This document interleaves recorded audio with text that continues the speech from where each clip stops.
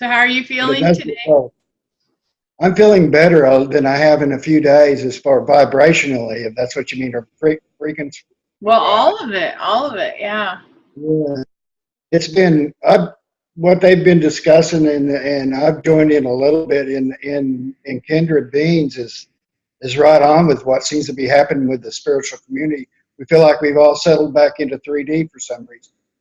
Uh, That's, it's not I like going back to know. sleep. So it's like you're both in the same time.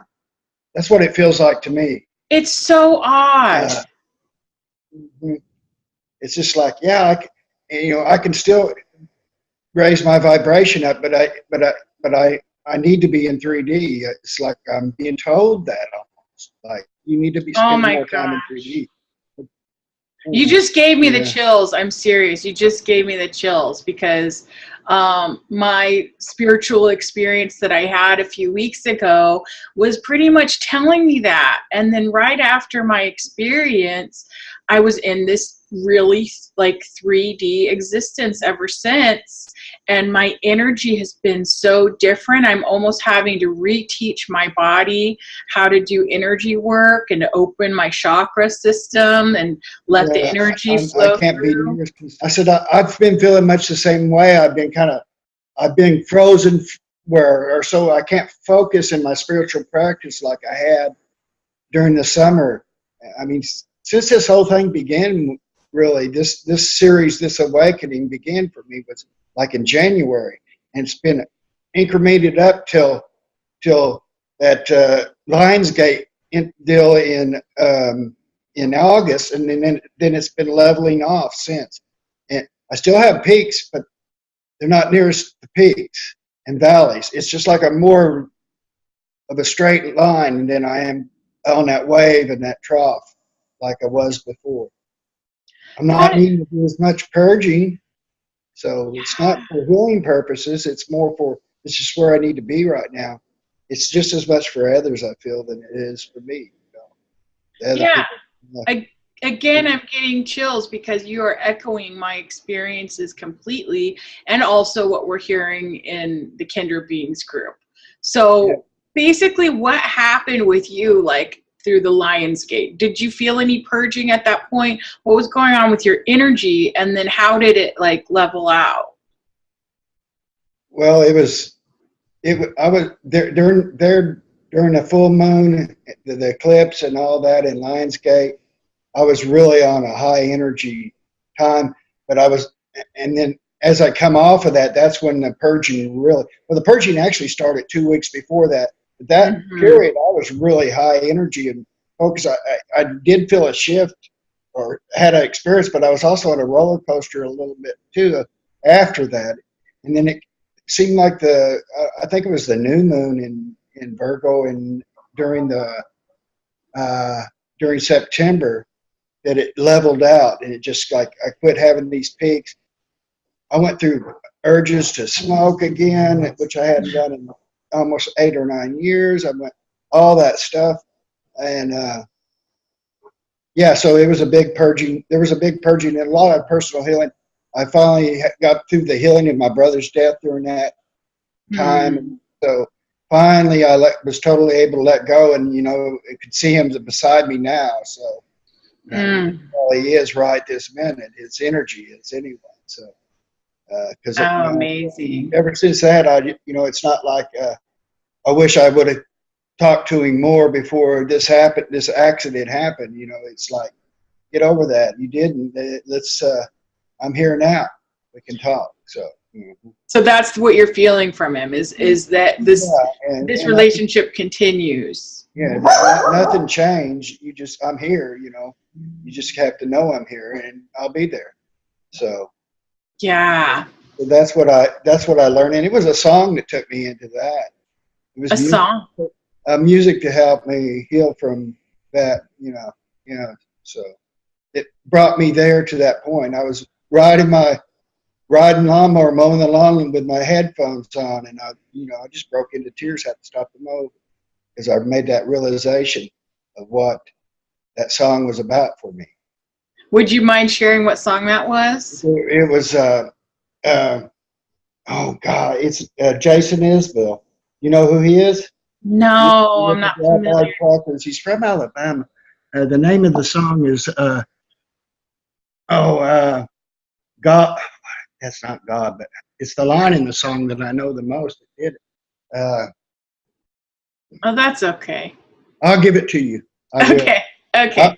I'll post the song itself. Oh, that would be nice. Yeah. Yeah, in the group. Yeah, it's just like, don't you know, life is, God is really like a bomb ready to blow. He's not like all this, so it can happen at any time. Is basically what the song is all about.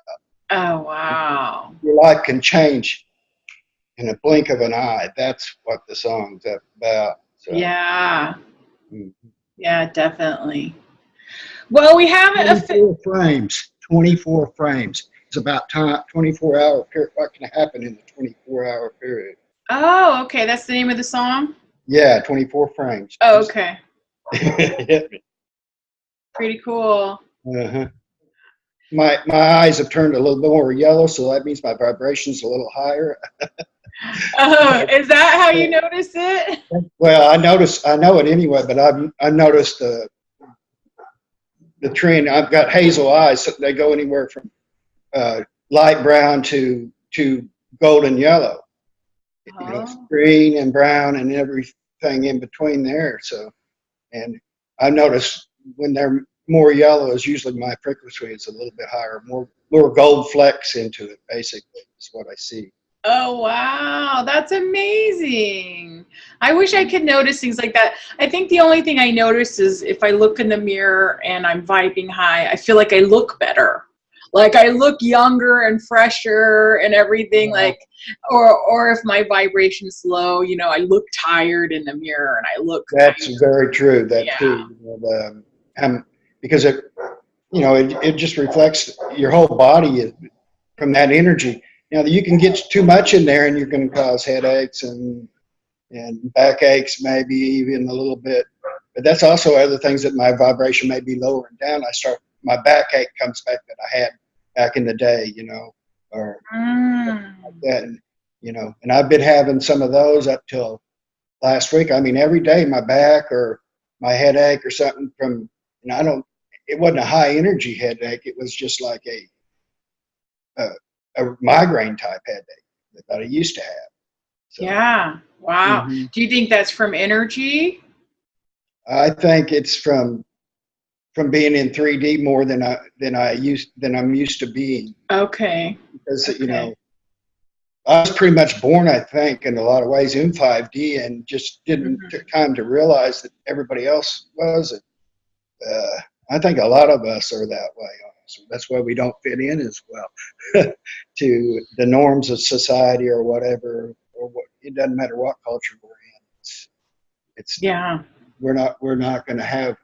We're always going to be the odd one or the weird one or whatever. I was always the child, the dreamer, the one that lived in fantasy land. So whatever. Yeah. Yeah. My brother, high vibration. All my family was high vibrational. So Okay. probably my dad was kind of a new soul, but he was more of the nurturer. My mom was more of the guide. So, in my early life. So she was like the guide, meaning like she was wise and she could Yeah, impart information. she managed all the money, and she determined what got done, what didn't. She also, you know, taught us to have an open mind and to pursue our goals and our dreams, and not to be satisfied with being part of the world. She's a bit of an outsider too. Like, that's kind of, and and then there was four of us, three boys, one, two, three, and then my baby sister, and that's how that happened. And she really taught us to be open. My dad was more of a, he played with us, he worked with us, he was gone a lot too because he worked hard, and mom ended up working hard too because as we got older, the things got different. She had to work too, and so she got a nursing degree, and did that for all of my high school and my adult life up till she retired a few years ago. Yeah. Yeah. And so, but you had a high vibrational experience with your family, huh? So they were all like basically. Especially my brothers, because we would play together, and we had, and we would come up with some elaborate schemes and plans, and we were all on the same level. I felt intellectually, spiritually, whatever, growing up. And my younger brother, he's still that way, but he's putting his energy into business and politics, and if that's what he wants to do, that's what he wants to do. So I'm staying out of it. Yeah. Yeah. Mm-hmm. Yeah. So it's like your soul group came in together, all high vibrational. Yeah, that was like that feels like a connection I actually learned from being around the energy that you bring around with. Oh gosh. Quantum being in energy, that was more what I learned about a past life, and I felt that they were all present in that. So I know they are now, because I wouldn't have felt that otherwise, and I know that's a real experience. And pretty much, yeah, that was back in the first century Essene, Gnostic Christianity type of stuff. Okay, so you had a past life experience where you saw this life. I saw that life, and it was, I don't know, it was after watching one of your videos or reading one of your summaries of what was going on with your quantum healing. Like a session block. Yeah. On it, and I woke up with that, and there's a lot of synchronicity involved, because too, I saw that word Essene, and then I connected with this little African boy this boy in Africa I don't mean it that way, boy. He was a young man in Africa contacted me. His name was Essene. Same time I was going through this. So that was like a big offer of confirmation to me. I still talk to that young man. Oh wow! He just contacted you like out of the blue or something, and it was. I think he probably saw something I posted or something on Old Soul Group or something. Mm-hmm. Decided to just send me a PM, and he did. I started talking to him. Good kid. So yeah, but it was confirmation for me. So this confirmed the past life experience you had. Was that like in a dream, or were you awake when you experienced that? Because there was online. Because when I get to feeling that word, I kept hearing that word as seeing Gnostic Christians, and I'd already studied some of that. I kept hearing that, or it kept thinking that, or it was just. And so I started looking it up, and then it started resonating. I could feel the energy, and that was the ultimate confirmation. The energy, yeah. Yeah, the energy that when I started reading about it, I felt the flow, all the way to my feet. Mm-hmm. Yeah. Just like, this is the real thing. So that's how you know, and that's how you confirm things for yourself, is energetically, you can feel it. Yeah, very much so. And it's been that way all my life, but I really thought everybody else kind of had that ability. I wasn't sure of that. Till I started talking about it, and then I got put down for it. That's not possible. That's just your emotions. That's what that's how logical people try to explain it. The energy around. Like I talk about I can hear the earth humming. I can hear I can feel the magnetic field, and people. That's you can't. Nobody's that sensitive. They'll think. I don't. Yeah, that's it all the time. That's amazing. Well, that brings me to the question, because you said that some people say that's not possible. So do you discuss these things with people in general? Like, are you kind of out as an energy worker, or is this something that you know, pick and choose who you talk to about these things? I pick and choose, and it's usually people that are interested. I mean, I don't I won't say I never, but I learned the lesson of trying to put my belief or energy over them on anything to do spirituality or religious or whatever, politics or whatever. I learned that that is the wrong path when I was in my 20s. I think is when I learned, Mm-hmm. you know, don't do that unless asked. So yeah, especially during the big awakening during the 30s, and when I got my degree and started a new career and all that stuff like that. So, uh, Mm-hmm. so that's what awakening's been to me, is several increments of where if I didn't change during that time, if I didn't change even a little bit of my, become a little more authentic, change who myself, who I presented as myself. If I didn't, that didn't change or become more authentic, then I know that it wasn't a real experience or a real awakening. Or I did imagine it, or I did, you know, what, Yeah. whatever. Did you have a like particular experience that started or kind of increased your awakening, or was it a series of events, or did it just happen as it happened, you know, throughout time? Well, it's happened in increments, and then there has been a few punctuated times it happened. I was born down in Arizona, and my, it's interesting. My dad was originally a Okie child that got moved to California, and then as he grew up, he decided to move to California. He ran out of money in Casa Grande, Arizona, and had to get a job. And then 4 kids later, we're moving on to California. Uh, that's what happened. Mm-hmm. And on the move, I was 4, almost 5. We were going through the mountains, and we camped out.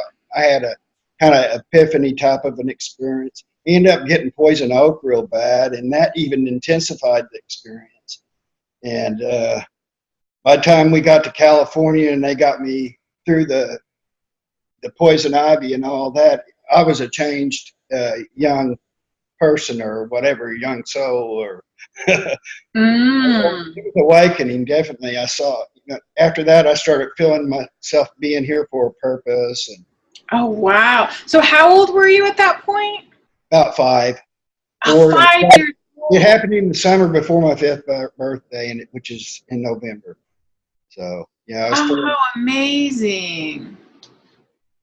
But you know, that was just nothing changed for years after that until I got into adulthood and started doing a lot of different things in my life and meeting other people that were authentic, spiritual, and then things began to happen a little more faster. Uh, I did some probably things I shouldn't have in those times too, spiritually, as far as usage of shamanistic tools and stuff like that. But I was with the Mhm. right people and I was being guided. So I think overall it was a good experience for me. And Mhm. and I remember a lot. That's when I remember most of a lot of past life stuff. I still don't know if it's true because of the use of the substance, you know. So, Yeah. hmm but Okay, so you had these like kind of visions through shamanistic experiences. yeah, yeah, and you know, and I did that in my 20s when I was around a group of people, and then I decided it's time for that to get over, and I went back to university Hmm. at the age of 30, and then after university, and I got my new job and moved again. It was another awakening. That's when I got into my astrology and my esoteric studies and Tibetan studies, and started studying the chakras and the energy centers and all that, and learned about all that through my 30s. And Yeah. My 40s was a major change and becoming single and all that, and my kids growing and leaving the nest and all that. So there was another awakening in that time, and that was my dark night of the soul awakening, because I was going Mm-hmm. through a very tough time in my life, Mm-hmm. after the end of a 20-something-year-old relationship, 22 years in that relationship. So, Yeah. and then I realized the real relationship for sure I was looking for in my 50s and the last 10 years, and the real Yeah. relationship is inside and well, Mm-hmm. I want. So, and then January of last year, I had a major thing happen. It actually happened in August. Before there was a solar eclipse, a full solar eclipse that came across the United States in 2000 and what was it, 17 in August, and it was full solar eclipse right, or it was like 90% here where I was at. So it was and from that point forward, I started going through interchange again and again and again. But it was like stepping up, and then I connected with old souls, and then I connected with you in February or March. I think March is when I think I joined Kindred Beings. Mm-hmm. It was straight up from there till we hit the roller coaster in August. Yeah, yeah, that was my first. Well, I'm kind of new at this too. My awakening was like in the spring of 2017, but I had, had this steady rise of vibration, and then we hit the Lion's Gate, and it was kind of like all this stuff I thought I had dealt with was coming up, and my vibration was kind of all over the place, and I was just finally like experiencing a low vibration again, and then it all evened out, and it had been even for me for since then. Like it just kind of evened out. I wasn't experiencing like the feelings of the high vibrations or the low vibrations. It was all even. And then from there, then I've had a really high, and now it's kind of even again. Yeah, I'm having a high day today. I think in preparation for this has really helped bring my energy level up, especially once we got connected here. I'm really feeling the energy well. Are you? Oh, good. So, Yeah, yeah, I'm working on bringing it back up again. This last week, I've really been trying to like flow the energy through my body again and get my vibration up, and do meditation and stuff like that, and actively participate in my energy level. yeah, yeah. And I'll have to admit, it is tough to do that. I had to push myself to get ready for this. It's like, where you want to do this? It's raining outside. And I decided at the last minute, 11 o'clock, I decided where I'd put this chair and where I'd put the phone. So, Well, and that's, hey, you look great. thank you. And I always love connecting with you, and you always have so much like a vault of vast information that you share on the Kindred Beings group, and I feel the energy every time we connect, and I consider you to be such a good friend to me, because I just love you, and I love your energy, and I love your outlook on everything. Oh, thank you. That's so kind. And I feel the same. Connecting with Kindred Beings has been so important in my path. You guys helped me find or you and everybody there helped me find the path I need to be, or where I need to be headed with this energy. And you helped me find the ascension path, basically, and it resonates so much with me, and Oh, that's where wow. I was headed. Well, a Kindred Beings would not be the same group without you, that's for sure, Karl. Yeah, I understand. I have to I've been pulling back my energy for the same reason I think others have, for what we've discussed about, because of being pulled Mhm. back to this neutral level of energy awareness, or energy uh, movement. And so, yeah, so Yeah. Kindred, so Kindred Beings is so I've been away from Kindred Beings. Plus, that's because of 3D stuff going on, my job. it's interesting. My job, I've lost 3 people in 2 weeks. I'm a manager, so I'm having to find replacements and manifest Oh, no. machinists. I manifest 3 machinists in one day. Oh, wow. How's that been working for you? Well, I got lucky with that. I had 3 resumes in the same day, and all 3 of them are going to result in an interview. So Oh, amazing. So it worked. it That's worked. great. Whatever I did that day, they all came in one day. And I've been looking for something for a week. So yeah. How But amazing. anyway, that, and my parents are both elderly in their mid to late 80s, and I'm the oldest son now, and I have a lot of responsibility there. And they're 100 miles away, so I'm on the road a lot and dealing with that, what's going on. I will till, whatever. But I think I have them all, help them all, both feeling better about how to prepare for, life's end. It's something we all have to prepare for, and that it's not really an end, and quit looking at it that way, and quit worrying about what's going on the world in politics and all that stuff. I'm trying to get them all out of that because they're worrying about what's going to happen to their kids and their grandkids and their great grandkids. So I'm dealing with that with them right now. I think I'm doing pretty good. Me and my sister both are dealing with that. She's down there close, so that helps a lot. So you're sharing all this information with your parents, and how are they taking it? Like, are they accepting of the information? Yeah, I try to put it on their level more where they are more accepting of it, but it's not like I would talk to you or Kindred beings about spirituality, but they are much more accepting, and they believe that there's a higher power. They're kind of agnostic about religious beliefs, Jesus and all that stuff, but they believe there's a higher power. I haven't tried to convince them that they are their higher power, because they would not accept that. Right. I've convinced them that on the other side is my brother and angels and all that good stuff. And I said you can call them angels, but they're really higher energy. They're higher beings. They're here for all of us. It's where we will all end up someday. They're feeling a lot better about it.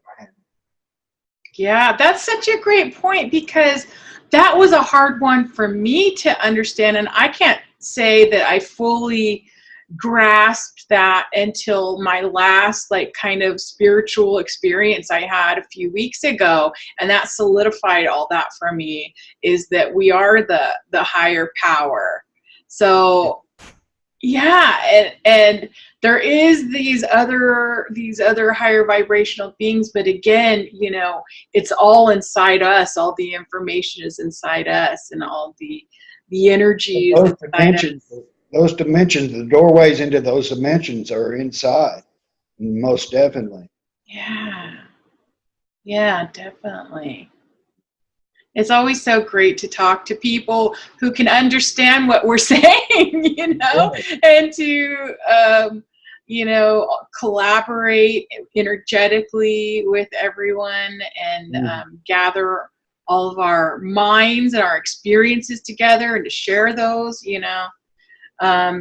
I feel so blessed to have the group and to have all the wonderful members who are in the group, and we can all connect this way. And it's growing, and it's the most energetic of groups I'm in, and so I love it there. You won't be able to separate me. I'll continue to monitor what's going on, but I have less time for now, at least. But I'm looking forward to where the event is going to lead us, and and the events. I think there's going to be more than one. But, So how do you see the event? Like, have you had any personal experiences that are giving you information about it, or who's that? That's Pico. That's Pico. Oh, he's so adorable. He's an old soul. He's my companion. I knew he would have to get in this. Yeah. He wants to be in on the conversation. Yes, exactly. All right, where was you going now with that question? Oh, just like what how do you see the event? that's coming? How do you see that happening? Well, it's going to be internalized individually, of course, by everybody, but and it'll depend on where they're at when it happens, what will happen to them. Some it might be, it's going to, I think for us it's going to be great. For some people it may not be such a good thing or appear to be good, but for humanity it's all about pointing humanity in the right direction further and further, you know. Mm-hmm.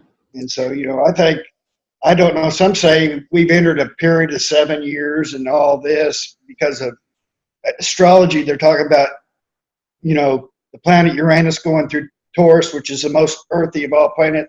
Uranus is about revolution and you know, overthrow, whatever. It's a rebellion, whatever. They think it's going to be that 7-year period on Earth. I'm not so sure how true that is, but I've heard that myself, and I need to look more into that 7-year period.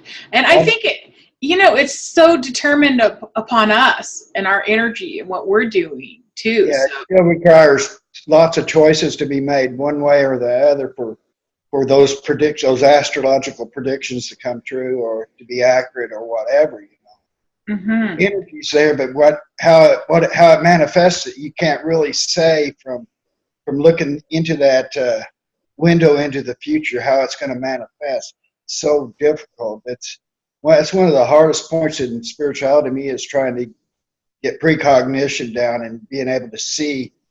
It's sometimes you can see into a different timeline you're on, maybe. Yeah, that absolutely.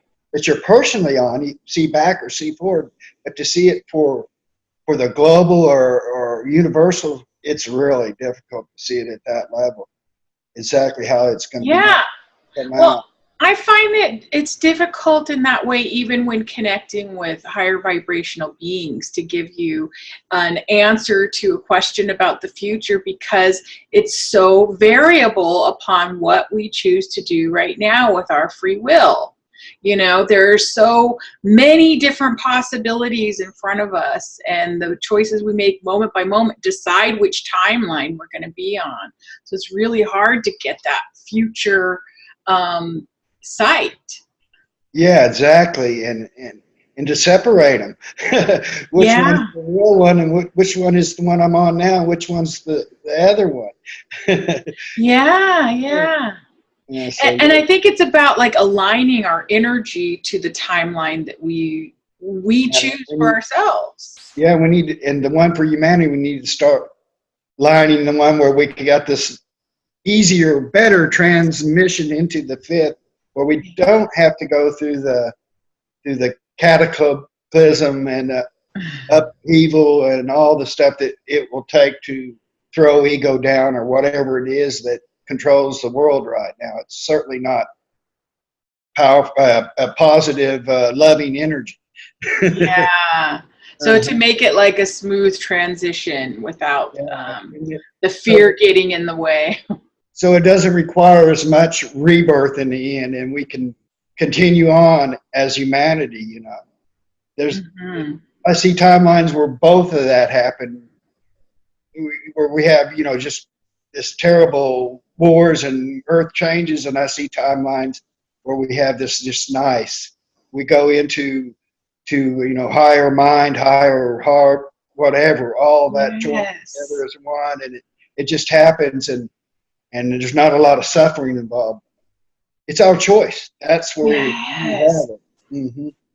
Yeah, that choice. Uh-huh. Some people say it's too late, but I say we still have that choice because I can still see it. Mm-hmm. Yeah, that's amazing that you're seeing that. My sister, who channels a lot, Erin, sees the same thing. She sees, you know, two major timelines, just as you described. One where, you know, it's kind of more fear-based and like we're still kind of on this planet with like a lot of, you know, still turmoil and things like that. And the other one is, you know, a clear path, smooth transition into the new earth. Yeah, so that's the path of getting beyond the duality, and the other path is taking on the duality. Basically, that's the way I see it. Oh, that's a great way to put it. Yeah. So. So how did you get into astrology? Because you are so good with astrology, and in the group you've even done people's charts. You know, if I ever have a question about astrology, you're my go-to person. So how? It's funny. You would think after spending 4 years at university, I got a degree in biomedical sciences, Mm, and at 4 years, and I got this job at a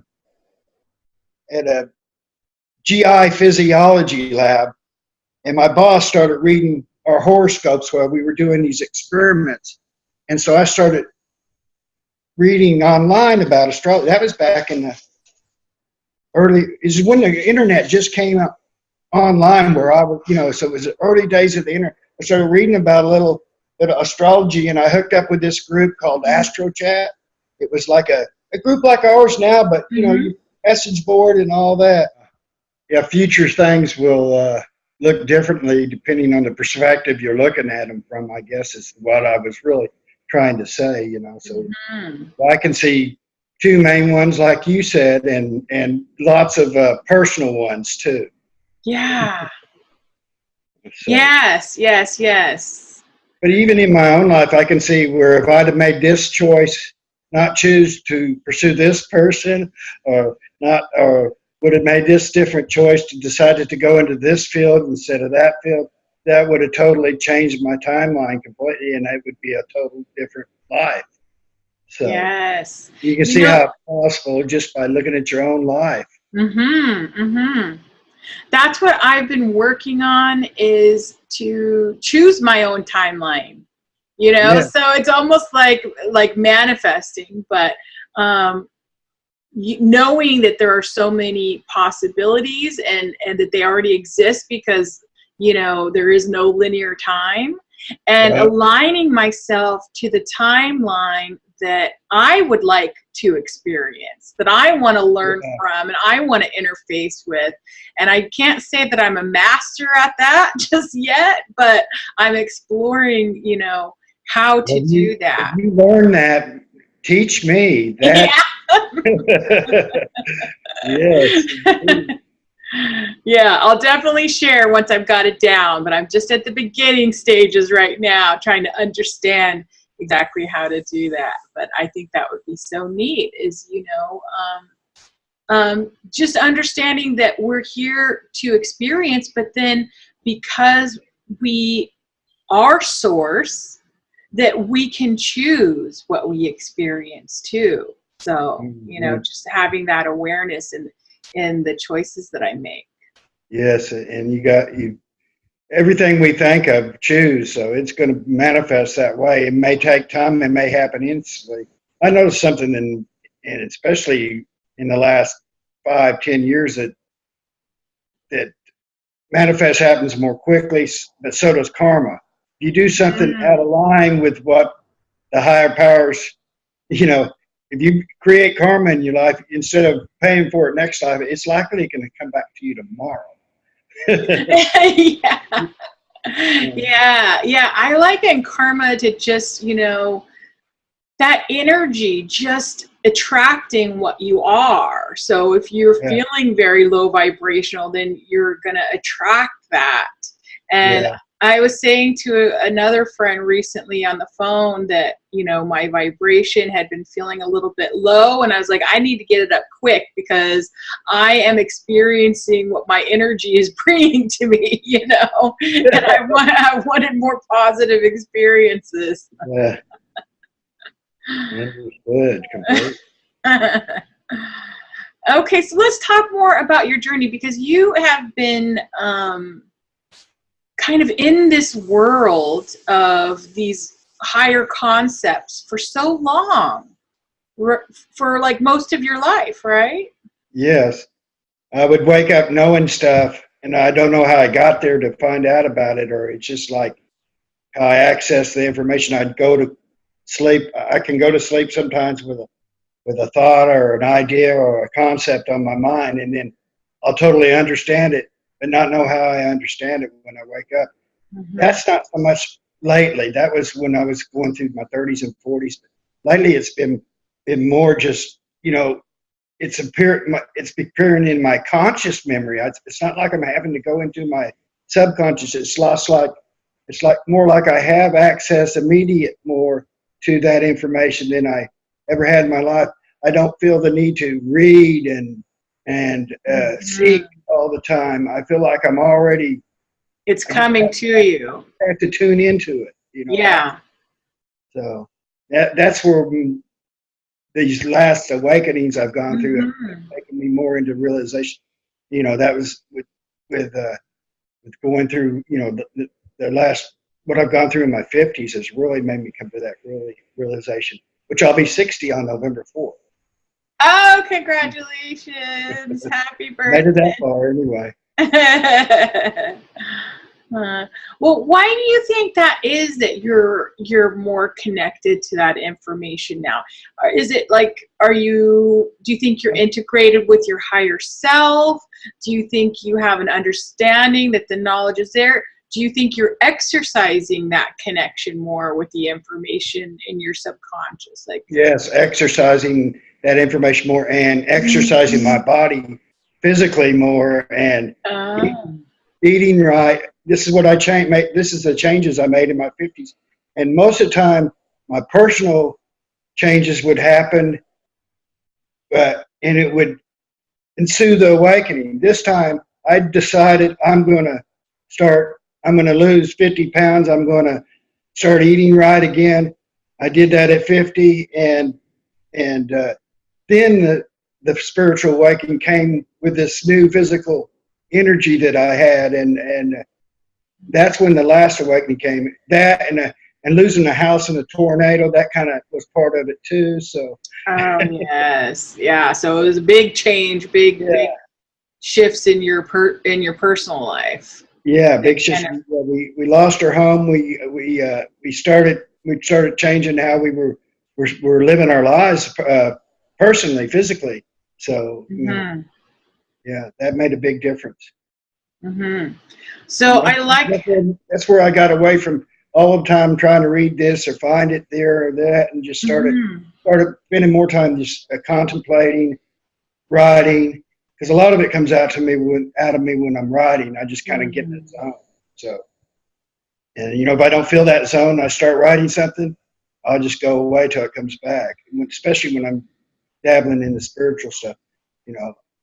One of these days there's going to be some books published, and I can't wait for those books, because I was going to ask what you write. I'm not telling you what the author's name's going to be. It's not going to be me.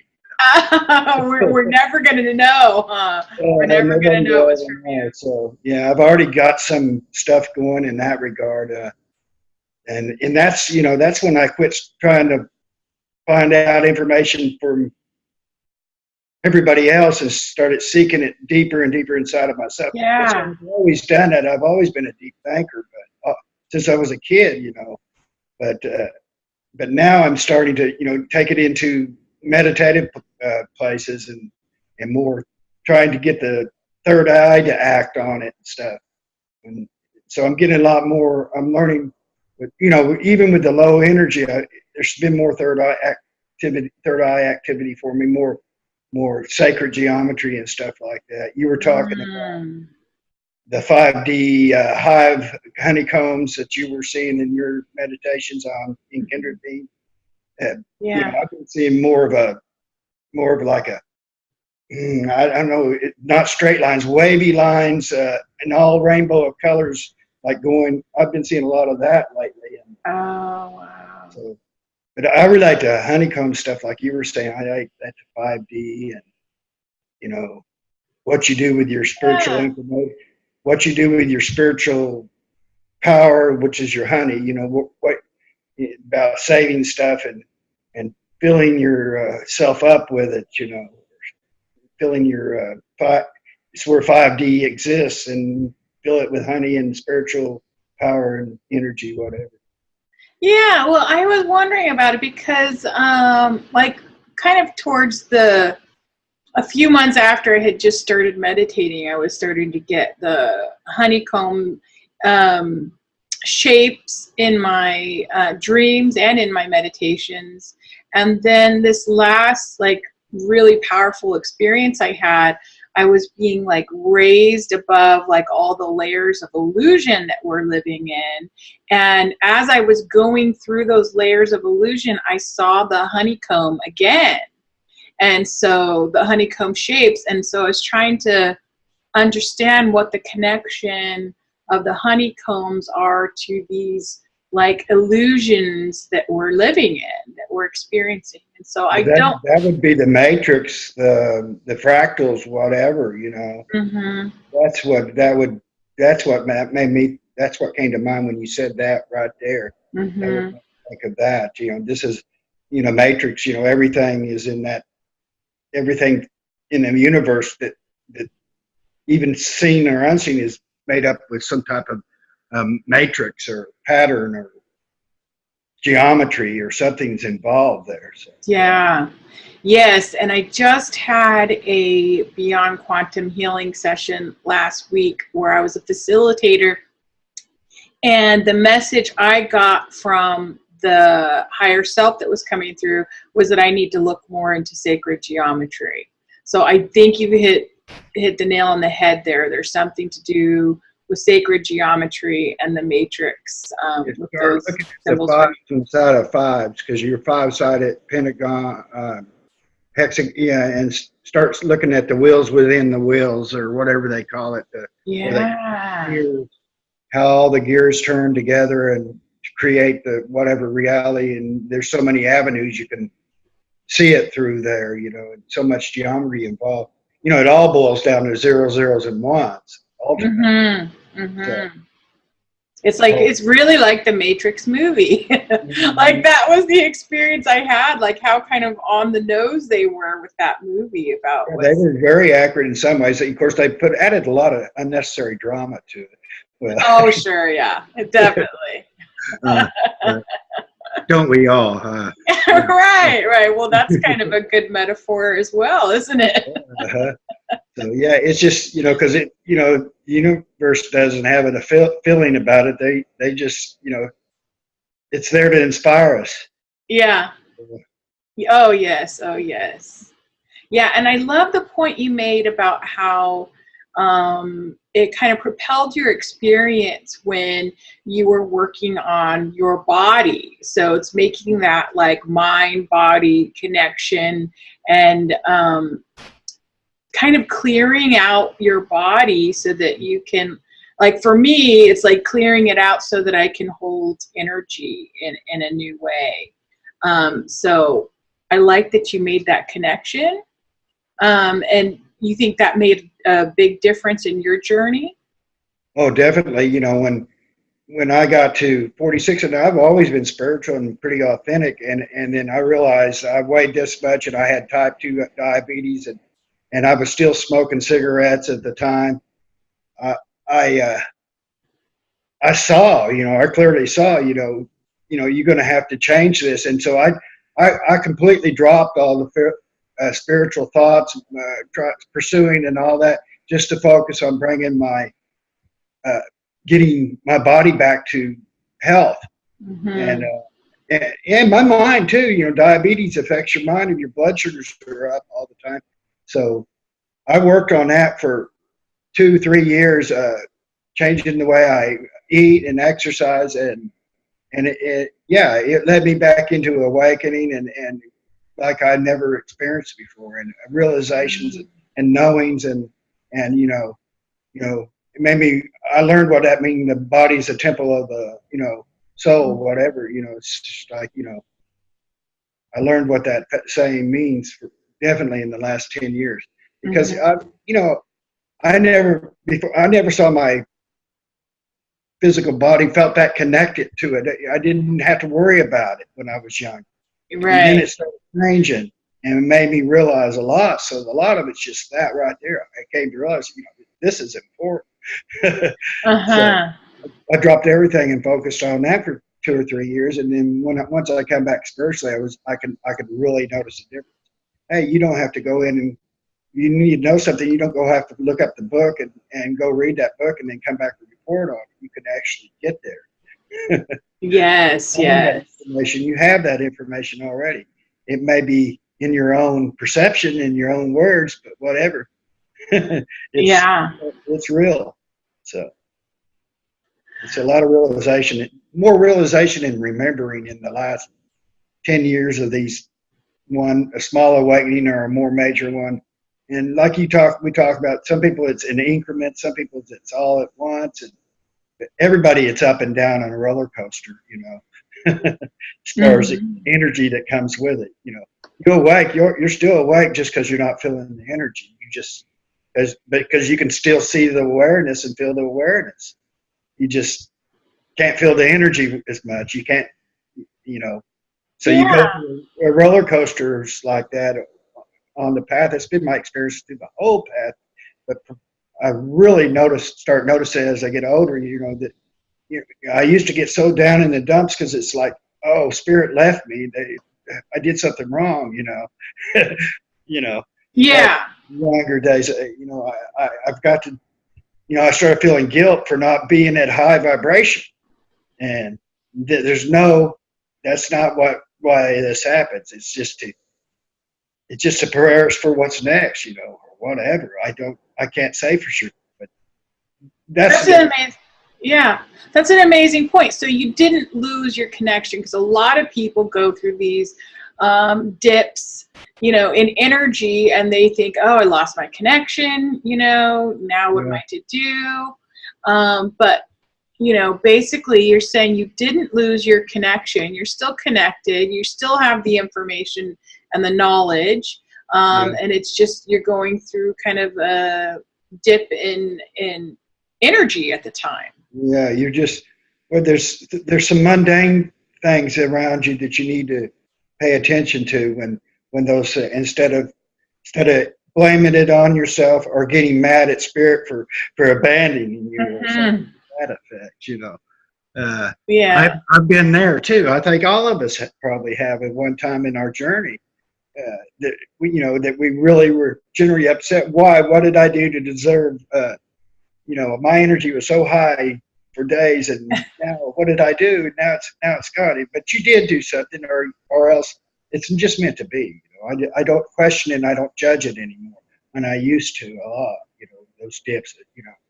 I would try to. I'd want to know why instead of it just accepting it happened. Hmm. That's what I need to be going through right now, and then you'll be rewarded for it the more you accept it, the more you'll get those moments of joy. Say, when you get real acceptance inside of you, when you feel that acceptance that you're accepting whatever you're going through, you'll immediately be brought out of it. Yeah, that's what I notice as well. So you're not fighting it, and you're not Yeah, judging it. You're just yeah. you just experience it, and then all of a sudden that experience changes. Your whole outlook on life changes. Yeah, exactly. Yeah. To me, that's what awakening's been through all my life. A new outlook on life every time it happens. A new way of seeing it. See through the illusion more, a little more clearly every time. And Hmm. that's it. That's really the whole process. And sometimes that that veil gets ripped off, and some of us it's just slowly in increments being raised. And most of us probably some of each, which would be my experience. Hmm. Times where a lot of it got lifted off, times where it came back down a little bit, and times where it's slowly been lifted. But the third eye stuff is the most. What I'm enjoying now is more of what I'm seeing when I focus and concentrate. When I type of visualization or meditation starts out as visualization, and usually I start giving the image, and they start giving them back. Basically, Oh, you put out an image, and they put out a different image, huh? a lot of time Or I've like a been conversation. I've been putting out like sacred geometry images in my mind. And here, last couple of days, I've been seeing these images of some type of alien writing. I can't decipher it. I don't understand it. When I try to look at it, it's right in front of me, and I don't know. This is my experience with third eye stuff. something will flash in your vision and clearly just for an instant, and then you try to look at it and it gets all fuzzy and goes away, or moves into your peripheral vision. You keep trying to bring it back, and then it keeps trying to pull away from me. So I'm learning how to pull that back and to focus and try to see it more.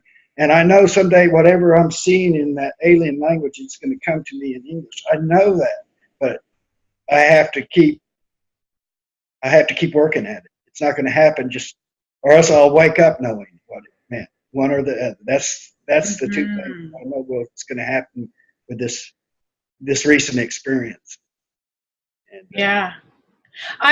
It's so funny, and that's why I love the group so much, is how our experiences are all echoing each other's, so I've had experiences too with those symbols and things like that over the last, I'd say, 2 months. I've been getting a lot of those kinds of symbols, and it's so interesting how, not only you and I are having these similar experiences, but we're finding others who are having the similar experiences right now. Oh yeah, we're all sharing it there, and you can read about it every day there in Kindred Beings. It's like, wow, this resonates so much with my own experience. Yeah. So I'm wondering how important these symbols are, that if we're all getting them, what the importance is, and what message are we going to get from these symbols that we're seeing? I think just by bringing them to our conscious awareness, it's creating a download in some way. This information is being downloaded, DNA upgrade, crystalline body. I don't know. It's all connected to that stuff to me, and so that's where it goes for me. When I start thinking about what is this for, what am I seeing these images, I think, you're getting this is the metamorphosis part. This is not the outer metamorphosis. This is the part where we encode it into your DNA. This is the part where we prepare you to become more light body and less physical body. I don't know. Whether that happens before or after death, I think both. Yeah, I love that. It's almost reminding me again of the honeycomb, like almost a hive mind kind of a consciousness that we're experiencing. So a lot of like us kind of awakened people are receiving the same information, or those of us who are opening ourselves up to the information. Right. It's coming through in a similar fashion for a lot of us at the same time. So it's like that collective consciousness. It's like that would be what I would call, because of my background, the Christ consciousness. That's the soul of humanity, so to speak. So that's all of our experiences collected that are the whole world surrounded with it. We call it 4D, So that's all of our collective experiences. That's the emotional body of the earth, so to speak. 4D is where this is the physical body of the earth, it being on the planet, in the body. And then you have the emotional body. And then the fifth dimension is more of the mental, intellectual, combined with the healed, because you have the upper level and the lower level of the fourth dimension, heaven and hell, or whatever they want to call it, So, but both I don't think I've ever heard it explained like that before, and I love your explanation. And can you give us more information about your descriptions of the different dimensions or densities, and where is this something you're receiving personally? This is stuff that just, when somebody asks me a question, and it's just something that comes to me that I seem to know, and it's just like, and it makes me remember that that I'm already there, or part of me is already there, whether it's me or it's not me per se, but I am is already there, and so So I try to get into that I am place, and then I can experience it, and the words are just, they don't really mean anything, but they do at the same time. It's just a way to, to log it or to symbolize it. so to speak, because words are symbols. They're not, you know, words are a map. Being there, you can't point to a place on a map is not the same as being there, basically, is the way I try to see this, you know. So, you know, experience is one thing. Looking at the experience is another. I don't know how that came out right or not, but it came out so right, Karl. You're making me cry right now because you are just confirming so much of the information that I've been getting over the last month. And the concepts that I've been exploring recently, and the fact that you have an understanding of it is such confirmation for me, you know, and it's really touching me. I've been like having chills throughout this whole conversation, and I'm just like, I get so it's been excited. great energy exchange so far. It's been really energetic. I think Yeah. we brought some energy with us, and you know, I look at your image there, and you're just surrounded in light. Oh my gosh. So yeah, it's been very energetic, and the room seems to be filling with more light the more I speak with you, that room that you're in. And anyway, it's been a wonderful experience so far. Yeah, yeah. So I love what you're saying about the I am presence being there already, and kind of tapping into that to then experience it yourself in this body. Yeah, we have to tap into it because, you know, our higher selves are so expansive they can't fully step into a physical body. If they did, they'd blow it all apart.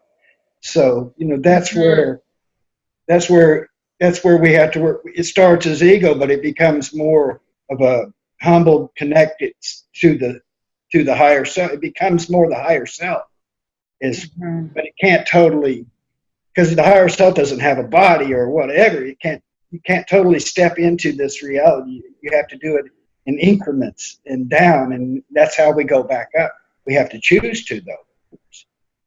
And so it requires true choice and action on our part to make that. Even though they'll give us the synchronicities and the messages and their stuff to try to get us to choose that, you know, to affect our choice.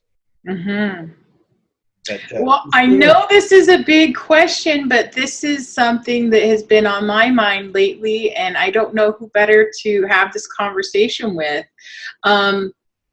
Through that last spiritual experience that I had where I was seeing the different layers of illusion, I was also being told with my connection with Source, I was being told that yes, it's all an illusion, but yes, there's a purpose for these illusions. There's a purpose, you know, for these existences. And have you explored that at all? Why are we living in these illusions? Why are they so important for us to experience? You know, that I could take that so many places that I could take. You don't have to have the answer to it, but you know, I really don't. Nothing pops in as far as a clear answer to that one. You know, it could be, you know, it could be. Some people say we're here as a penal colony because we did something wrong and we have to come experience this. But ultimately, I think what we're experiencing in 3D and by bringing ourselves down to a level where we can experience dualism, because in our ultimate, if we rise up into our higher being totally, even into our soul totally, we don't experience the dualism near to the same degree as you do at the level of your personality, your ego, or whatever. That's when it becomes reality. So yeah, it serves a purpose in creating free will to choose one or another, is what I would say.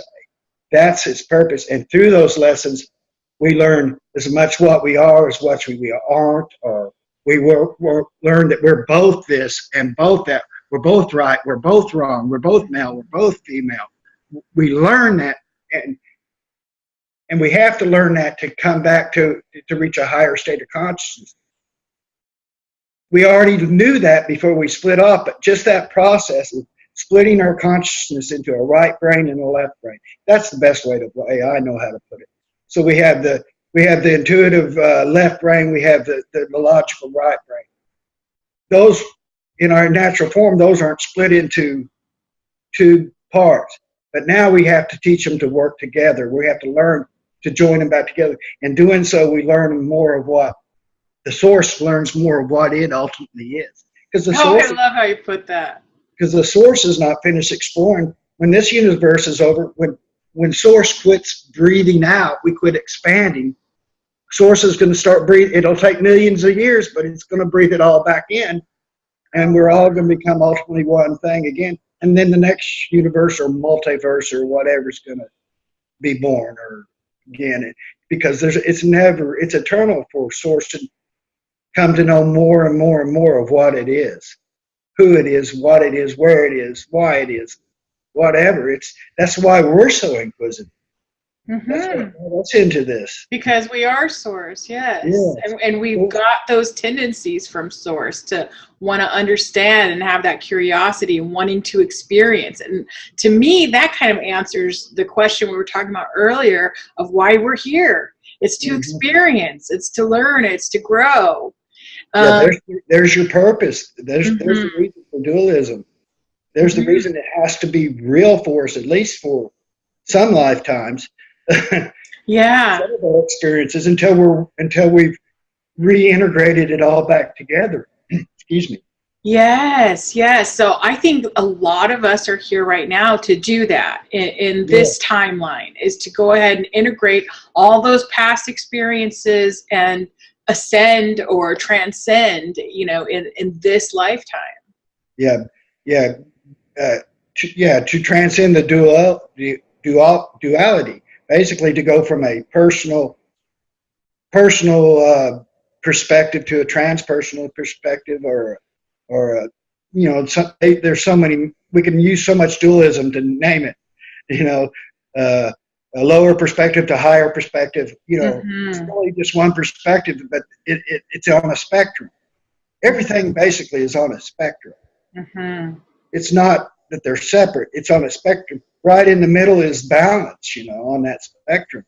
And, we got to learn balance before we can learn that the real balance is how we handle what we see as opposites. But when you learn that they're not really opposites, then you discover how they complement and become and how they belong to each other. They're not really dark. It's not really separate from light.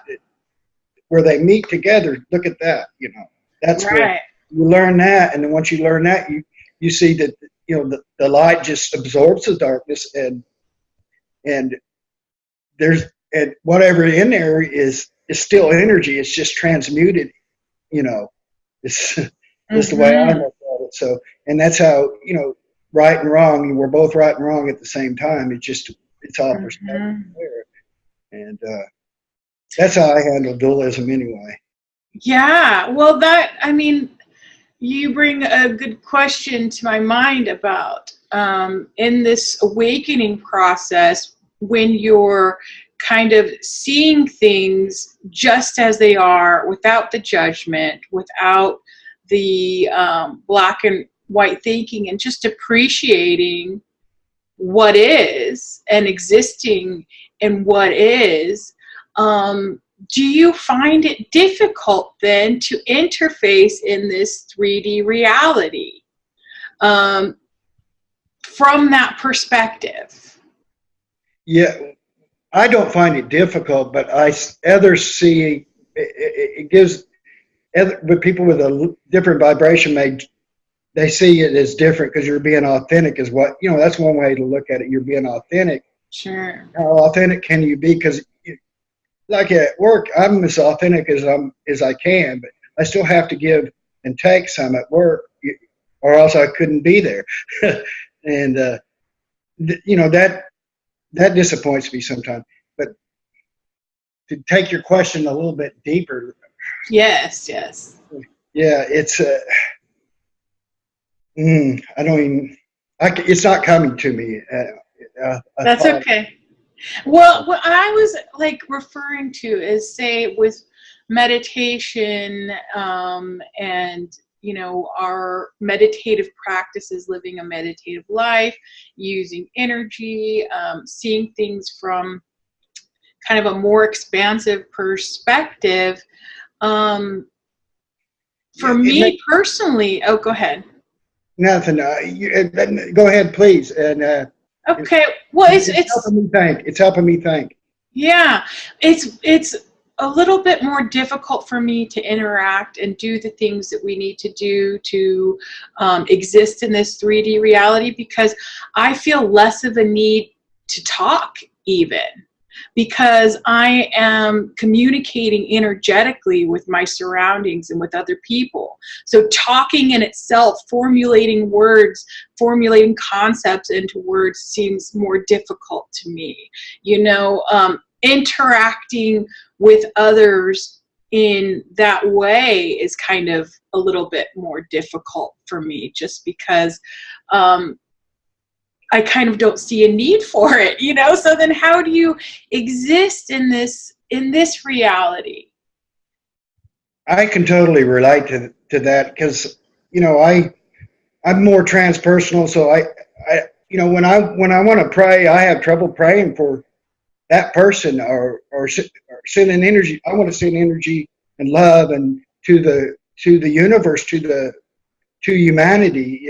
So I have a hard time being down there at what I call the personal level, and and Good. so it'll make you come across sometimes to others, especially for really emotional, personal people, as being cold or indifferent, Yes, and yes. and so I try not to judge that in myself because I know that that's my higher being. Because transpersonal love, unconditional love, it can't be personal. It just it's impossible for it to be personal. Of course, we have personal love; we can experience that, but we have to choose and pick a lot much more carefully who we do that with, who Mm-hmm. we exchange at a personal level with, because like that's like I say, the words sometimes don't even come, but the energy's always there, even when the words don't come. And and a lot of times, trying to formulate the words is taking you away Yes, the from experience, the the experience, state of being. the energy exchange that's actually happening there. So Sure.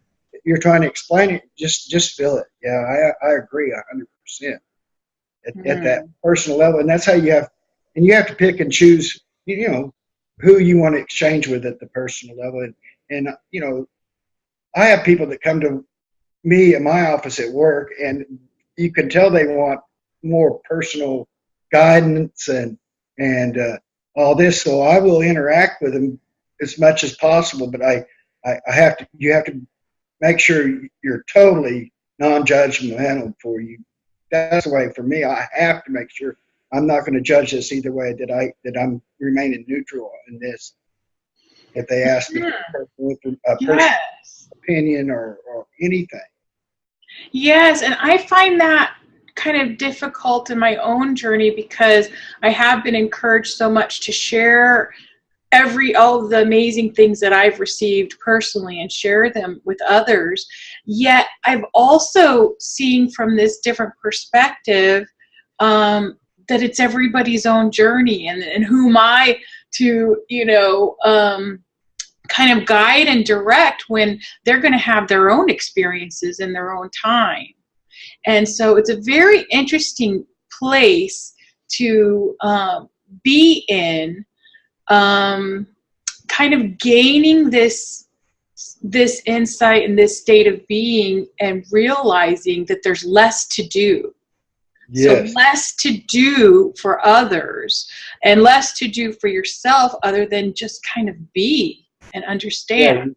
Yeah, you're being instead of doing a lot more in that when you're at a higher frequency, you're being. You don't have to do. That's what your ego's for. You direct it or whatever, or Mhm. your personality is for. It's just like this is how you. So you, to me, that's how I do this. It's just like when I need to be, when I need something done out in the world, I send I send myself out there to do it. It's not like I go out there to do it. It's just like, because people, if you go out there, they're going to look at you like you're some kind of crazy maniac, or you're delusional or whatever. If you actually be 100% authentic, and go out there, and that's what it pulls us back from that intimacy part of human relationship. Mm-hmm. Put it, and I don't mean that physical intimacy. I mean more of a emotional, more of a mental type exchange. It makes us more beyond the personal, and so we have to be very careful with and make sure we're we're there with them. Yes. How I say it. So it's like your higher, who you are is sending who you are too, but it's just a part of you out there more Yeah. at the intimate level to exchange, and that way your will's being done instead of because because you're in control of this situation or this circumstances, this experience. Yeah, or how you're going to experience this situation. Yeah. It's basically it's the higher will. Make sure the higher will gets done through this experience, and that doesn't always happen for me, or it didn't always happen. It does now for the most part, but because I'm present. It's like being present for your life. Instead of go, you can either just let your personality. You can go back to sleep and let your personality just take over, and you'll wake up and you'll be in all kinds of messes. Or you can be there through this life and choose your experience more wisely or more from the higher will or power or whatever. And that's the way I'm learning more and more. I'm not there yet. Nobody is. I don't even think like we were talking about in Kindred Beings. Can we totally awaken? No, I don't think we can totally awaken in these physical forms. I think we can totally connect in these forms and feel more awakened all the time. But I don't think there's an ending. Even in 9D, we're still reaching for 11D or whatever, So. I still want more explanation about all that, about all the D. I didn't get beyond 5D. I see more as a. I said mental, but it's the mental body is the soul body to me too. It includes the heart, because the heart to me is right brain. During my studies, during my research life, I learned about neurophysiology, right brain, left brain, and why we think. I learned about how early child life affects functional pain, stress, anxiety, way we deal with all that in life. So that was very helpful, very purposeful in my spiritual direction. Going through that 15 years of studying functional pain syndromes. Wow. But anyway, so we go. The fifth dimension is like I call it the soul realm or the mental body of it's where everything begins to merge, where the consciousness, the right brain and left brain, our masculine, rational, logical, decisive parts start to become more with our intuitive, empathic, psychic parts, and they start to join together. That's what they're balanced, and then they begin to join together and becoming more neither, or androgynous. I love that. Yeah. If you look at it in a male-female perspective, it would be neither male or female, androgynous, right there, or because we've had experiences of both, I'm sure, and we are both. So, oh yeah, sure. So but it's just where everything begins to merge in the fifth dimension, and that's done through forgiveness and opening our heart and the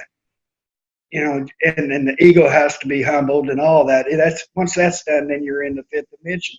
That's the way I basically see it. Once you've transcended into spirit and you start to experience oneness, you're there. And then, sixth dimension is supposedly, this is more of a religious concept, or they don't say it as dimensional, but it's like where the war in heaven was fought in the sixth dimension. So that's where the earth's going to be purified, where they're going to, nothing like that is basically it's to purify the earth from the negative energies, or that that is a part of humanity. It's to clean it from humanity more. I don't know if there's going to, they say in the sixth there's going to be some kind of judgment, or and then seventh is when that's done, it's heaven on earth is established, and that's where soul and spirit are totally, in a one state. And then eighth is more purification of the, and that's related to the light beings and aliens and angels and all that. So that's, and then you go into the ninth. That's where you experience bliss and pure oneness. This is how I learned when I was studying it in more of a Tibetan type, and then now it's in my own words. So this is what I've turned, basically. That is amazing. It's got Christianity mixed in it. It's got astrology mixed into it. So it's my concept, my perception. It's what I've created from it. I don't know how true all this is, but this is how I experience it. So, and I think everybody's going to experience it all a little differently. And, and I'm trying to sum it, put it in some type of perspective summary or synopsis or something. And it helps me is what it does. And I hope it helps others. So. Oh, it does. It does. It helps me, for one. So I'm sure it helps others as well. Science is still saying, some scientists are saying there's 10 dimensions, some say 11, now 13, and then string theory has 20 something. So we don't know. We don't know where the end of this exists. I feel like I'm aware into the ninth, sometimes even further, but then I totally become unconscious if I try to go too far. It's like I have to go into a deep sleep to get some places and just try to remember. Oh, wow. Yeah. Maybe, so to speak. And that's where I'm interested in the future doing with you is maybe some, and I would contribute to Kindred Beings for sure, some exploration into channeling through me, because I've got a lot of information in here if I can get it all out. I'm really good with the written word. I'm not so good with the spoken word. Hey, anything you want to try, I'm up for, Karl. I want to do this to help me with my writing. I think it would help me with my writing to get a lot, because I can go into a trance and write a lot of stuff. I didn't even realize I wrote all that stuff on the keyboard. It just happens. Most of the time I'm aware of it, but not all the time. And then I go back and edit it and read it. Wow, where did that come from? Where did that come from? How amazing. And if I can get more of those moments, I would find out, I think I could discover so much for myself and have material to publish as well. And that's, I want to retire from my job. I'm only 60 or almost 60. So I want to retire by the time I'm 63, whenever your early retirement is. I could do it now, but, I will of force, but, I want to wait till it's official or when it's best. And, but that's where I planned that, and organic gardening. That's what I'm going to be doing in my life in the next 3 years. Totally writing and trying to get some stuff published. And, I'm already published. My name's already published, but it's in neurophysiology, neuropharmacology. I didn't know that, Karl. I'm going to have to look that up. Look up Dr. Beverly Greenwood, Oklahoma City Department of, or not department, it's Center for Neuroscience. I worked with her for almost 20 years. Then I kind of got disillusioned with it. I discovered what I needed to discover in there. Finally, there was a lot more. I went into some deep places with that research, and but then I started getting some ethical problems used with animals in research, and I started getting ethical problems with my boss, how she was interpreting and representing data. So I decided it's time to go, and I went into management and totally got out of there. Mm-hmm. Now I'm in aerospace medicine. I'm still in medicine, still in science, but I'm more in human factors than I am in how the humans affected in aerospace environments, basically. Oh, But wow. I'm managing people too. So I have a geneticist, I have a couple of chemists, I have 3 aeromedical scientists, I have a machinist, 2 engineers, and just a small crew. And they don't press me real hard.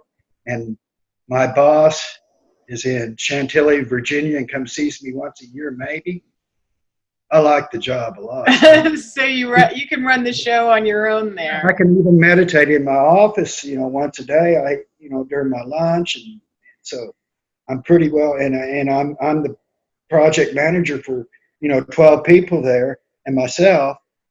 So and I've got a good relationship with the contract officer representative, who's the federal person I have to deal with, the FAA person I deal with.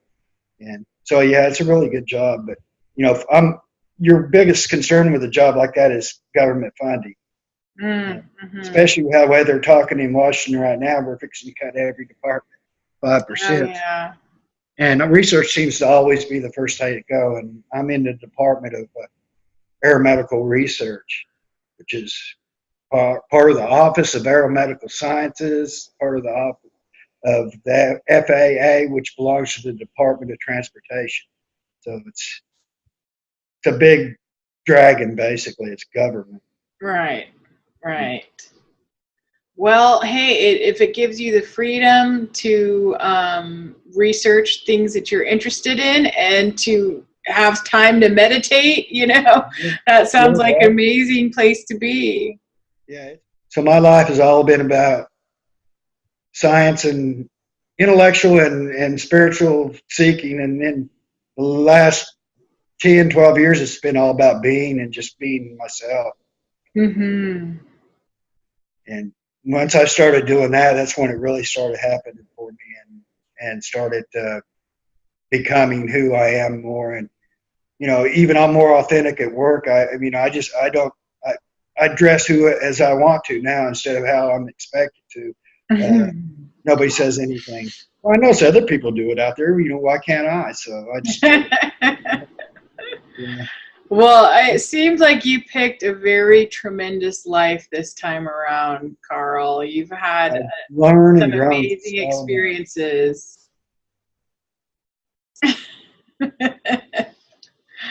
You picked a good one.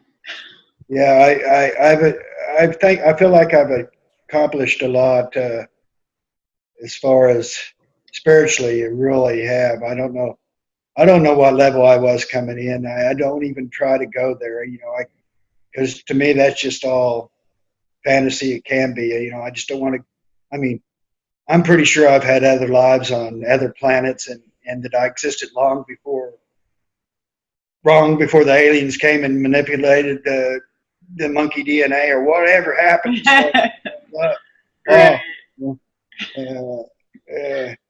Because that might be a book, who knows? I'm sure it already is. I can't wait to read your books, and I'm gonna request a signed one from you, I think. You'll get it. And a few years away, but I can see it happening. Retirement in 3 years. I can see something being published in 5, 7 years, maybe several things. I'll have several ready to go at time. I've already started, so yeah, I'm going to get there. I'm keeping everything I write. I save somewhere, whether it's on a piece of paper or in a folder on my laptop. So. Mm-hmm. So let me just ask you one quick question. So you do meditate. Do you meditate daily, or how often do you meditate, and for how long do you meditate? Well, it's changed for reasons we discussed lately. I haven't been able to stay with it as much. It seems like I get pulled back into, get more distractions now in the last month, especially. It seems like I'm getting a lot more distractions. But every morning I say a prayer. It's a prayer type meditation, do some visualization, do protection. I pray for all my family, for humanity, for my coworkers, whatever. It just everybody gets thrown into that. Protection's always up there. First thing, of course, is thankful, grateful, acceptance. That's it used to not be, but it is now. It's the first thing and I speak that out. I do that every day. Uh, what else? Protection, and then I do a few affirmations. And what I've had less time for is like sun gaze. And I used to take a cup of coffee after my prayers and stuff, and try to be up for the sun and do some sun gaze. And they say it helps your third eye, pineal gland. If you, and I notice I can look at the sun a lot when it's a lot higher in the sky than I could before I started this practice. So I try to do that regularly, once or twice a week here lately, but I used to just during the summer almost every day. We had longer days too. That makes a difference. So how do you sun gaze? Do you just sit in the sun? Do you look at the sun? What is sun gazing exactly? Yeah, I sun gaze. I meditate. Kind of. I think of being able to see visions or something to that. I look into the sun, and it'll blind you a little bit, but you can't look long. You can't look direct at first, but you get where you can, and when you do, then you close your eyes. After a few minutes of it, you'll start seeing some images, and you'll get a lot more third eye activity. Melanin, the compound melanin that you get in a lot of foods, probably helps with the pineal gland too, especially certain types of mushrooms. You could eat berries, blueberries, blackberries, different types of vegetables. Avocado, they even say, will help stimulate that. So there's a lot you can do to bring this process along. So that's something I've learned that's something I've learned in my 50s too, that I've been working on more, is that pineal gland, getting off of treated water, drinking only well water or bottled water, purified water, putting intention into your food. Yes. I've learned this from you, and I've seen that it helps a great deal into my water, whatever. All putting intention into everything. I'm learning a lot more. As far as a deep meditation, like in my office, or it works a mini meditation in my office, and it usually when the house is empty, and it's not always that way, besides the pets, and it happens at least twice, sometimes 3 times, 4 times a week. I try to do it every other day.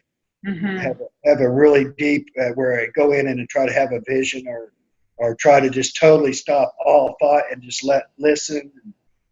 And wow. And then I always, just like when I sleep, I keep a notepad close to me, and if something comes to me, I write something that will remind me of what I just saw or remembered or realized or whatever. So we should maybe try some of those practices if we want that level of consciousness that you have attained, because I feel like your energy is so expansive, and I just want to share that here, that I've connected with you through distance several times, since we've both been in the Kindred Beings group. And the information that I get back from connecting with you is just this expansive, I guess we can call it higher self, or your I am presence is just so expansive. It feels like there's so much information, so many experiences gained. And so, I wanted a blueprint of what you're doing every day to integrate that information and, create that expansive being that you are. So I think that's really helpful for me personally. I'm real deliberate in my actions. I don't I try not to be reactive in anything. You know, sometimes if there's danger, you have to be, but, or, you know, you drop something, you want to try to catch it before it hits the ground or something. Yeah. But I try to plan out and act out, and I don't try to see how it's going to end up because there's so many different ways, but I try to put divine intention into whatever the outcome is and don't judge it. Even if I don't, it's not what I hope for or whatever. I just, you know, so that's a big part of what I do too. I'm real deliberate in my actions. I take things into my intuitive mind and try to ask, get answers for what I'm before I make the decision, you know, of what I'm going to do in this particular circumstance, whether it's the interaction with another person or it has something to do with an investment, you know, whatever it is. So, you know, it's just, I just want to make sure that whatever I do is not done for, is done for the greater good. Yes. And Yeah. I'm constantly trying to purify that intention. And I put those affirmations out there that, you know, your will or my higher will be done, you know, whatever, not, you know, because, you know, I'm expansive, but you know, I can get down just as far as I can get up.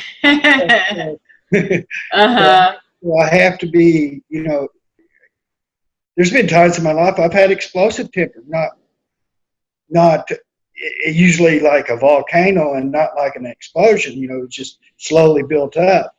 But I've learned how to deal with that. And it's just because I'm always, I've got so much energy at my, I just have to, You do.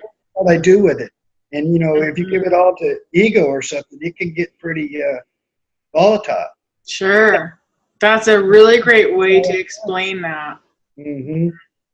Yeah, you have to give it all to the greater good, to call it God, idol, source, whatever. I don't judge that. It's just higher self, and source. They're different to me. They may be the same to some people. So, you know, source is beyond higher self, you know, and to some people, higher self is all it is there. You know, that's where you're at, because you're going to maintain that individuality. You've got to maintain that, but yet ultimately, it's all going to go back. You know, ultimately, Right. it's all going back home. And Yeah. it's all going to become one again. Yes. Started as one. How is it that there's a book, I don't even remember the name of it. I read many. One became many to experience many becoming one. That to me, that means a lot to me. Oh yeah, that's a great way to put it. I've never heard that exactly that way. It's Walsh that said that. I don't remember his first name, but he wrote a series of books, Conversations with God or something like that. Oh. And that's where I got that. That was from, when was that? It was from the 90s, I guess. Now that was when the New Age was really all over the internet. It's changed a lot now. You have your ascension groups, your starseed groups, your modality groups. Yeah, so but all that, you know, New Age was an important part of that, and it's still here to a certain degree. But you know, just like even it makes you realize, you see New Age and see how it's got some dogma to it now, just like religion does. And it used to, it's just like, oh yeah, this is it, because this is all about individual truth and stuff. But now it's still got its own, because it's been around so long, so people have infused ego into it or whatever. And that's what happened to religion. You know, if you look at Jesus's teaching, Buddha's teaching, probably Muhammad's. I've never studied Islam, so that's one religion I really can't even talk about. That's one religion I've never studied, but I'm sure there's common threads throughout his teachings. If I went down and looked at them, I'd see the same common threads that I see between Buddhism and the core of Christianity or Judaism or whatever, or Tibetism, ancient wisdom, any of that, all esoteric teachings and all that kind of stuff. Yeah, that's why I feel like it's so important to not get caught up in that dogma, is again, look inside and get your own answers. Exactly. You know, connect yourself. and receive those answers for yourself instead of looking to others for that information, you know, because we're all receiving. It's a matter of opening ourselves to it, you know. Exactly. So I just wanted to thank you so much for being here with me and giving us your time and your vast knowledge and your energy, your beautiful energy. Thank you, Karl. Oh, thank you. I hope Thank we you can so do much. I hope we can do this again because it was such a joy. Such a joy. We will do this again, and yeah, maybe we can have some regular calls too and talk once I would a love to. month or so, or Yeah. even sooner. I would love to, Karl. Thank you so much. Thank you. Love to you. Love to you. Best energy always. Love you, Karl. I'll see you soon in the group. Be back soon. Thank you. Bye-bye.